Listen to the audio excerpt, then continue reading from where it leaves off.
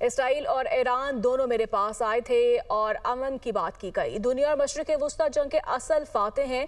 جنگ بندی کے دوران فریقین ایک دوسرے کا احترام کرے۔ جنگ بندی کے دوران دونوں فریق پرامن رہیں گے۔ ڈونلڈ ٹرمپ کا یہ اعلان، دونوں اقوام کو بہت محبت، امن اور خوشحالی ملے گی۔ اسرائیل اور ایران کا مستقبل لامحدود ہے۔ اگر یہ درست راستے سے ہٹ گئے تو بہت کچھ کھو جائیں گے۔ امریکی صدر ڈونلڈ ٹرمپ نے یہ دعویٰ کیا ہے کہ اسرائیل اور ایران تقریباً ایک ہی وقت پہ میرے پاس آئے اور کہا ہم امن چاہتے ہیں۔ اسی لمحے مجھے احساس ہوا کہ یہ فیصلہ کن گھڑی آ چکی ہے۔